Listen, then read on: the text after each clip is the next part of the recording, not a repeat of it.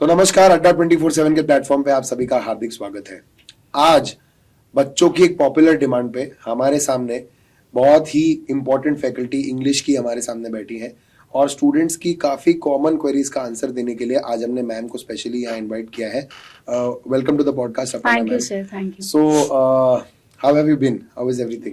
Doing great, sir. Wonderful. So I would like to add here the students are loving your classes. Thank you, sir. And they are sending personal feedbacks. तो It's बहुत ही अच्छा लग रहा है। pleasure.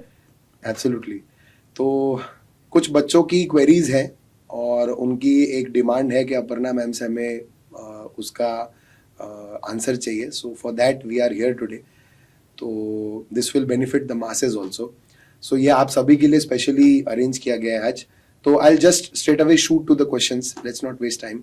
तो बच्चा जो है मैम बहुत इस समय जैसे सीयूईटी का एग्जाम देना चाहता है और आप ये तो जानते हैं कि किसी भी कॉलेज में, अच्छे कॉलेज में अगर एंट्री चाहिए तो सीयूईटी का एग्जाम बहुत ही इंपॉर्टेंट होल्ड करता है। तो हर तरीके का बच्चा सीयूईटी देता है, वो स्कूल का हो, 12th स्टैंडर्ड का हो या फिर ग्रेजुएशन कर रहा हो। तो बच्चे अक्सर ये सवाल पूछ रहे हैं कि इस समय इसको हम बैलेंस कैसे करें, कि क्या हम कॉलेज पे अभी फोकस करें, सीयूईटी लास्ट में पढ़ें, या सीयूईटी की तैयारी करते रहें और कॉलेज को बाद में देखें या ढीला छोड़ दें। So what should be the way forward for them? What would you? Hello everyone, hi sir. Sir देखिए, अगर कोई स्टूडेंट प्रिपरेशन करना चाहता है सीयूईटी की, ठीक है, तो पहली बात तो हमारे लिए कॉलेज या स्कूल इक्वल इंपॉर्टेंस रखता है ऑब्वियसली, क्योंकि स्कूल अगर हमारी स्कूलिंग अच्छे से नहीं होगी, कंप्लीट नहीं होगी प्रॉपरली, तो हम ग्रेजुएशन नहीं कर पाएंगे प्रॉपरली, हमें एग्जाम एंट्रेंस जो कॉलेज है वो नहीं मिल पाएगा अच्छा। और अगर हम पोस्ट ग्रेजुएशन करना चाहते हैं तो अगर कॉलेज में अच्छा हमारे मार्क्स नहीं आएंगे, अच्छी तरह से हम कॉलेज नहीं कर पाएंगे, तो फिर पोस्ट ग्रेजुएशन का जो हमारा सेंटर है उस पर थोड़ा बहुत इफेक्ट पड़ता ही है, हमारा जो एंट्रेंस यूनिवर्सिटी उस पर इफेक्ट पड़ता ही है। तो एक स्टूडेंट को इक्वल इंपॉर्टेंस देनी चाहिए। अपनी ग्रेजुएशन अगर वो कर रहा है तो अपने कॉलेज के साथ अपनी सीयूईटी की प्रिपरेशन करनी है, उसको इक्वल इंपॉर्टेंस देनी पड़ेगी, वेटेज दोनों तरफ देना पड़ेगा। ऐसा नहीं है कि वो एक चीज स्किप कर दे और दूसरी चीज पे अपना पूरा फोकस बना के रखे, लाइक ग्रेजुएशन को स्किप कर दे और सीयूईटी की तरफ पूरा फोकस बना के रखे, उसी की प्रिपरेशन करे। ऐसा नहीं कर सकता, ठीक है, ये रिक्वायरमेंट भी नहीं है हमारी और we can not do that. हमें कुछ ऐसा टाइम टेबल, अपना स्केड्यूल बनाना होगा सो दैट कि हम इक्वल इंपॉर्टेंस दे सके, इक्वल वेटेज दे सके दोनों को, कॉलेज के एग्जाम को भी और साथ साथ अपने सीयूईटी का भी, ठीक है। अगर कोई पर्सन, कोई स्टूडेंट, कोई एस्पिरेंट है जो यूजी की प्रिपरेशन करना चाहता है, तो ऑलमोस्ट अभी तो दिसंबर चल रहा है, जैसे आप चलने वाला है, तो अभी कॉलेज स्कूल का तो काफी ज्यादा कोर्स कंप्लीट हो चुका होगा, है ना। तो अभी तो आप प्रिपरेशन कर सकते हैं, अपनी सीयूईटी की प्रिपरेशन अच्छे से फुल फ्लैज पे कर सकते हैं, क्योंकि अभी प्री बोर्ड्स पे आप फोकस करके और बोर्ड्स पे फोकस करके थोड़ा बहुत टाइम आप उसको भी डेडिकेट कर सकते हैं। You can dedicate your time to that field as well, ठीक है। और अगर कॉलेज की मैं बात करूं, if I talk about the college, अगर आपका थर्ड ईयर चल रहा है, ऑब्वियसली थर्ड ईयर ही चल रहा होगा, that's why you are preparing for the next year CUET के लिए। अगर प्रिपरेशन कर रहे हैं सीयूईटी की, तो आप अपना पूरा फोकस, पूरा तो नहीं आई कैन से, बट अपना 75% फोकस आप सीयूईटी पे रख सकते हैं, 25% आपका थर्ड ईयर का कॉलेज का ग्रेजुएशन जो थर्ड ईयर फाइनल ईयर है उस पर आप कर सकते हैं। मतलब कहने का मतलब है कि बिल्कुल बंद कोई भी एक चीज आप नहीं कर सकते हो, you have to have some sort of an importance to both the examinations. दोनों की सर वैल्यू है ना अपनी अपनी, ऐसा नहीं हो सकता कि आप एक ही तरफ पूरा बायस्ड हो जाएं और सेकंड वाले को बिल्कुल इग्नोर ही कर दें, ऐसा नहीं हो सकता, क्योंकि भाई टॉप मोस्ट यूनिवर्सिटीज में आपको एडमिशन लेना है तो उसकी भी प्रिपरेशन आपको अच्छे से करनी ही पड़ेगी, सीयूईटी बहुत नेसेसरी है, मैंडेटरी है। So what you can do, you can prepare a time schedule, you can prepare a schedule, schedule, एक टाइम मैनेजमेंट की तरह से स्केड्यूल फॉलो कर लीजिए। Like for example, you can dedicate this much hour or that many hours to the CUT preparation or that much time to your graduation or your college exam, school exam. आप इस तरह से divide कर सकते हैं, ठीक है। For example 4 hours या 5 hours आपने डेडिकेट कर दिए अपने CUT की प्रिपरेशन के लिए और 4 to 5 hours अपने अपने स्कूल के लिए, अपने ग्रेजुएशन के लिए आपने डेडिकेट कर दिए, ठीक है। तो अगर आप ऐसे इक्वल इंपॉर्टेंस दे के रखेंगे, एक टाइम शेड्यूल मैनेज कर लेंगे, एक स्केड्यूल बना लेंगे, तो आप दोनों पे फोकस कर सकते हैं। दूसरा, हम ऐसा नहीं रख सकते कि माइंड में हमने एक चीज को बहुत ज्यादा सेट कर लिया और एक चीज को पूरी तरह से इग्नोर कर दिया, है ना। और ये नहीं हो सकता कि चलो भाई उसको हमने बिल्कुल साइड में रख दिया, अपार्ट कर दिया कि मैंने पूरी प्रिपरेशन कर ली अपनी ग्रेजुएशन की, अपने स्कूल की, तो उसको साइड में रख देते हैं, अब हम पूरा फोकस सीयूटी के सब्जेक्ट्स पे या उस फील्ड में कर लेते हैं। नहीं, ऐसा नहीं कर सकते, क्योंकि हमारे लिए आपको भी पता है कि कॉलेज भी इंपॉर्टेंट है, स्कूल की एग्जाम्स भी उतने ही इंपॉर्टेंट है ना। तो ये मेन एक्चुअली स्टूडेंट्स को करना चाहिए और यही मैं स्टूडेंट्स को एडवाइस करूंगी। तो ये बैलेंस बनाना बहुत ही इंपॉर्टेंट है। और ये बैलेंस बनाने के लिए यू आर सेइंग कि टाइम बेस्ड मैनेजमेंट बहुत इंपॉर्टेंट है, and there has to be a clear line between what time you dedicated to your school and college and what time you dedicate to CUET. Like for example हमारे CUET में 5 या 4 subjects हैं, तो आप 1 our अगर एक subject को आप डेडिकेट करते हो, 1.5 आवर्स भी अगर आप डेडिकेट करते हो, तो that is more than enough, वो मोर देन सफिशिएंट है. उससे ज्यादा अगर आप डेडिकेट करते हो, अगर you have that much spare time, अगर आपके पास उससे ज्यादा टाइम है, लाइक आप कॉलेज नहीं जा रहे हैं या स्कूल नहीं जा रहे हैं और आप फुल टाइम एस्पिरेंट हैं, अपनी प्रिपरेशन भी कर रहे हैं और साथ साथ कॉलेज और स्कूल भी कर रहे हैं, तो you can dedicate 6 to 7 hours, फिर आप डेडिकेट कर सकते हो if you have that much time. Also, I think I would like to add here, can this be said, क्या ये हम बोल सकते हैं कि बच्चों के लिए CUET एग्जाम और स्कूल या कॉलेज में कुछ चीजें होंगी जो पैरेलल होंगी, हाँ, तो वो उस पे फोकस करके उसको रेडी कर ले. फॉर एग्जाम्पल इंग्लिश का हमारा सब्जेक्ट है, राइट, ऑब्वियसली इंग्लिश 12th में भी आती है और ग्रेजुएशन में कहीं ना कहीं आपको इंग्लिश पढ़ने को मिल ही जाती है. तो अगर इन केस आपका ऐसा लगता है कि आपका एक सब्जेक्ट दोनों में वर्क कर रहा है, आपकी ग्रेजुएशन या स्कूल में और साथ साथ आपकी CUET में, तो आप उस पे फोकस बना के रखिए, उसको ज्यादा अच्छे से कवर कर लीजिए. ठीक है, उसको अपना 100% दे दीजिए, क्योंकि वहां आपको दोनों में काम आने वाला है. ठीक है, लेकिन अगर कोई एक सब्जेक्ट है, कोई भी एक particular subject we consider, for example 12th में आपने साइंस लिया, केमिस्ट्री का ही कोई सब्जेक्ट है, तो आप वहां पर फिर टाइम डेडिकेट कीजिए केमिस्ट्री को भी. आप उसको इग्नोर नहीं कर सकते. लेकिन अगर कोई मेन सब्जेक्ट है जो दोनों में कॉमन सब्जेक्ट है, तो वो आपके लिए बेनिफिशियल पॉइंट है, वो फिर एक बेनिफिट क्रिएट कर देता है आपके लिए कि हाँ भाई वहां पे भी काम आ जाएगा और यहाँ पे भी काम आ जाएगा, तो उसको मैं अच्छे से फोकसली पढ़ सकता हूँ. राइट, ये हो सकता है. That's a very valuable point, man. Thank you so much. एक बहुत ही कॉमन नोशन, अब मैं उस पर बात करना चाहूँगा आपसे. मैं भी जैसे प्रिपरेशन में लोगों की हेल्प करता हूँ, so during all these years I have analysed there are 2 kinds of students as far as English is concern. बाकी सब्जेक्ट्स को अगर मैं साइड रखूँ तो बहुत बच्चे इंग्लिश की कैपेसिटी या कैपेबिलिटी को स्पोकन इंग्लिश से कंपेयर करते हैं. जो बच्चा, 2 टाइप के बच्चे मैंने देखे हैं.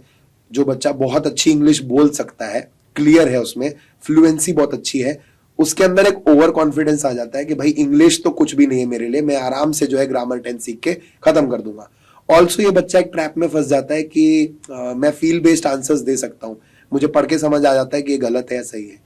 एक और कैटेगरी का बच्चा है जो क्योंकि फ्लुएंटली बोल नहीं पाता है और इस वजह से अंडर कॉन्फिडेंट फील करता है, डरता है और ये फीलिंग रखता है कि शायद इंग्लिश में कभी ढंग से कर ही नहीं पाऊंगा. तो आप दोनों के लिए क्या कहना चाहेंगे? What should be the way forward and how they can overcome this feeling altogether? Sir, I have been into this field for the past 10 to 12 years. Right. And I have addressed these types of students जो आप बोल रहे हैं. I have addressed a lot of students. जी. ठीक है. मेरे को 90% बच्चा वही दिखा, वो स्टूडेंट जो बहुत ज्यादा इंग्लिश से डरता है. इट्स अ फोबिया, इंग्लिश का एक फोबिया है. लाइक कि हमसे इंग्लिश नहीं होगी, हम नहीं कर पाएंगे, तो वो क्या करते हैं, दे स्किप दैट पार्ट, वो पार्ट ही स्किप कर देते हैं and they totally maintain their focus on the other subjects. वो उसको पूरी तरह से इग्नोर करके, अवॉइड करके वो पूरा focus rest of the subjects पे डाल देते हैं, जो कि एक बहुत नेगेटिव पॉइंट है. You also know this thing, क्योंकि हमें हर एक सब्जेक्ट को इक्वल वेटेज देनी पड़ेगी, क्योंकि क्वेश्चंस इंग्लिश के भी 20 से 22 questions are to be asked in the exam और it's a lot of, like you can say. तो एक स्टूडेंट जो सर मैं CBSE बोर्ड से मैंने 12th की है, सो मैंने उस टाइम पे ये देखा कि हमको ग्रामर क्रैम करवाई जाती थी. कंसेप्ट से हमको इंग्लिश नहीं पढ़ाई गई, है ना. We cram the grammar, like these are the tenses rule, these are the active passive, you have to just fill the answers of the question. Right. ठीक है. तभी काफी फील बेस्ड हो गया आपके. ये सही लग रहा है तो लगा दो, नहीं लग रहा है तो छोड़. हाँ, छोड़ दो. तो ये ना एक इन स्टूडेंट के माइंड में ना एक लाइक यू कैन से कि एक थॉट प्रोसेस उसका मेंटेन हो गया कि ठीक है हम ये क्वेश्चंस कर लेंगे, हमारी क्योंकि इंग्लिश अच्छी है, तो हम सिनोनिम एंटोनिम फाइंड आउट कर लेंगे पैसेज को पढ़ के. ठीक है. और एक स्टूडेंट मेरे को ये भी देखने को मिलता है कि जिसको बिल्कुल इंग्लिश से बहुत एक फोबिया है, डर लगता है, तो वो पीछे हट जाता है. ठीक है, वो बैक ट्रैप कर लेता है कि बस अब मुझे इंग्लिश नहीं पढ़नी है और मैं इंग्लिश को छोड़ ही देता हूँ. सर एक तो उन स्टूडेंट्स के लिए मेरा ये आंसर है, जो स्टूडेंट्स बहुत ज्यादा ओवर कॉन्फिडेंट, वो सोचते हैं 15 दिन में ही हम 120 ग्रामर रूल्स कर लेंगे, and you know sir the competition is very tough nowadays. तो हम केवल 120 ग्रामर रूल्स पढ़ के we can not crack English, है ना.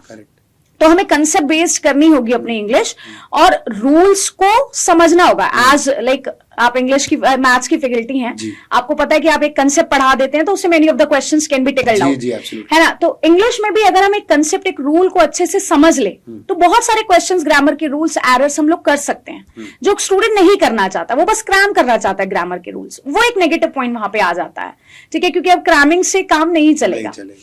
और दूसरा एक वो स्टूडेंट आता है जो बिल्कुल इंग्लिश से डरता है, जिसको लगता है कि नहीं यार, English is not my cup of T, English में नहीं कर पाऊंगा, इसलिए छोड़ दो, इंग्लिश इग्नोर कर दो, लास्ट में पैसेज कर लूंगा, ठीक है, that is more than enough और सफिशिएंट फॉर मी। उन स्टूडेंट्स के लिए आई वांट टू से वन थिंग, जिस चीज से डर लगता है वो सबसे पहले करो। मैं एक नॉवल पढ़ती थी, eat a frog the first, I mean, है ना, कि फ्रॉग को सबसे पहले खाओ एक दिन में, कहने का मतलब है कि वो सबसे डिफिकल्ट टास्क है, उसको सबसे पहले करना है। तो इंग्लिश अगर आपका डिफिकल्ट टास्क है, अब उसको इग्नोर तो अवॉइड तो नहीं कर सकते, क्योंकि वो एग्जाम में आता है और मोस्ट इंपॉर्टेंट लाइक सब्जेक्ट है, तो उसको अवॉइड नहीं किया जा सकता। हाँ, स्लोली ग्रेजुअली आप उससे सीख सकते हैं। अगर आप इन अ डे भी 5 या 10 ग्रामर के रूल्स, 5 या 10 सेंटेंसेस भी आप करेंगे तो आप इजिली कवर अप कर लेंगे और ओवरकम हो जाएंगे उस फोबिया से, ठीक है, क्योंकि अवॉइड नहीं कर सकते हम, ये तो सिंपल सी बात है। कुछ स्टूडेंट्स ऐसे भी हैं जिनकी स्पोकन इंग्लिश अच्छी एकदम वेल्ड है, या नहीं भी है, वर्ड्स नहीं है वो स्पोकन इंग्लिश में, उनका मिसकंसेप्शन ये है कि हमारी अच्छी इंग्लिश है, हम स्पोकन पार्ट अच्छा है तो हमारा ग्रामर पार्ट भी अच्छा हो जाएगा। बोथ आर डिफरेंट, दोनों अलग है। For the spoken purpose, we speak American English, and for the grammar purpose, we read British English.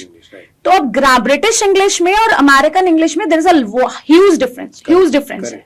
जैसे एक वर्ड है फास्टली, वो अमेरिका में ठीक है, बट ब्रिटिश इंग्लिश में वो वर्ड का इनकरेक्ट है।